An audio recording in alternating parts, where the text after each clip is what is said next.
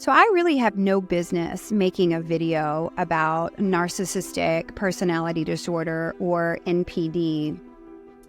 And in my opinion, most people online have no business talking about it either.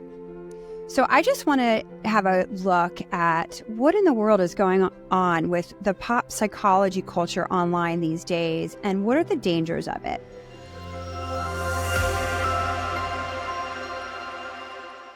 Hi, I'm Ashton.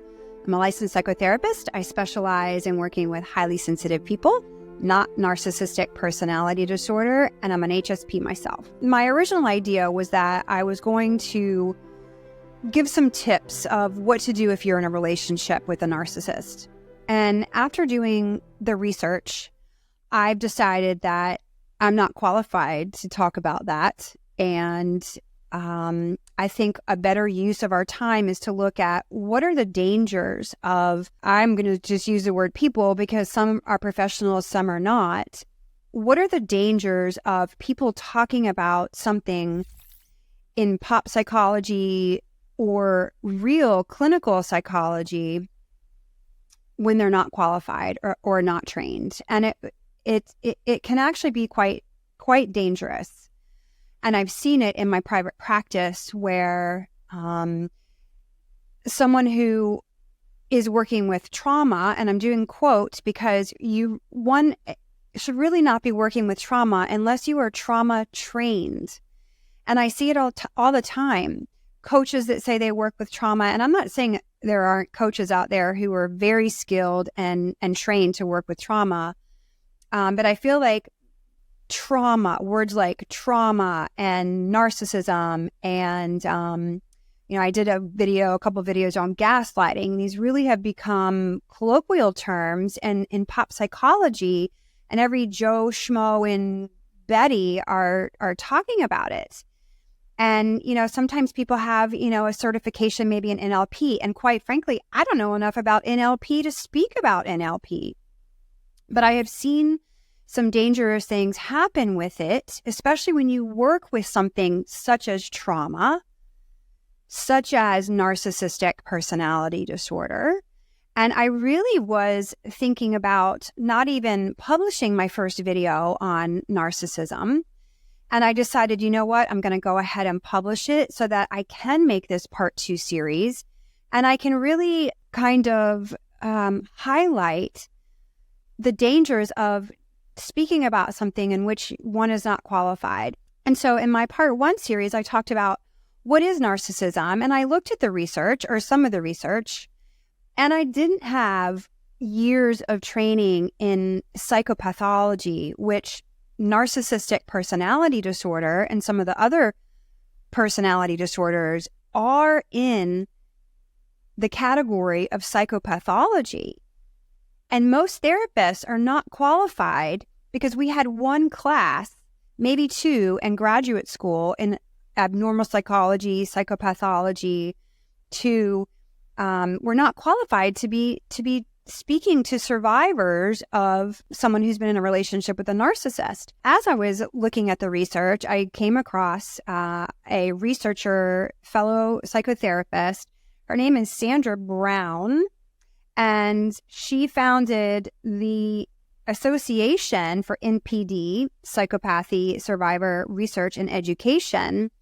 And I found her work fascinating because she really took the pop psychology out of NPD and really kind of shined the light on the dangers of it, and used terms like, these cluster B personality disorders are, dubbed dark psychology, and dubbed dark psychology for a reason, that they can be really, people with these personality disorders can be really dangerous. And even in my first video, I said, they get a bad rap, and maybe we can have a little bit more compassion. And there is a debate, in the world of psychology is, positive psychology, people can change, which I do believe that to be true. And then, researchers like Sandra Brown saying, listen, these are the personality disorders are labeled pervasive, meaning you have them for your entire life because you don't heal from them. And so I'm not even going to weigh in on that because I haven't looked at all of the research.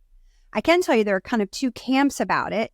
One that's saying they're pervasive, they're not going to change, and that's what can actually make these relationships so dangerous. Sandra Brown actually coined a term instead of narcissistic abuse.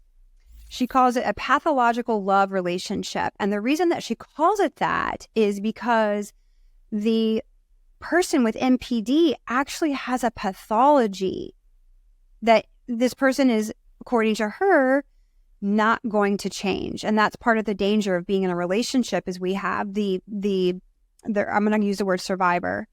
The survivor has hope, an unrealistic hope that the narcissist will change, unrealistic expectations that the narcissist will change. And the narcissists can really fly under the radar because they can be really charming and really charismatic and manipulative. And so that's really all I'm going to talk about as far as narcissistic personality disorder, because again, I'm not qualified and I'm not trained. And I'd love to hear in the comments if you've had an experience with a coach or a therapist and just an experience in general. I'm not trying to get you to throw anybody under the bus, but it can be really dangerous if somebody tries to teach something that they're not qualified to teach, especially when it comes to something as serious as trauma. And according to Sandra Brown, the survivor of a narcissist falls into the category of trauma. And so I'd love to hear in the comments, if you've had an experience like this, or if you've had an experience with a narcissistic personality, someone who's a narcissist, and, what you did about it. Yeah, that was a humbling video to make, calling myself out, that I fell into the trap of making a video about something that I really don't know enough to be talking about it. And I hope that this does shed some light for those of you who are watching. Consider hitting the like button and subscribing, where you will find videos in which I teach about topics that I actually am trained in, I am certified in, I am qualified to teach, such as being a highly sensitive person. Okay. Remember, when you understand your sensitivity, you too can claim it as your greatest asset.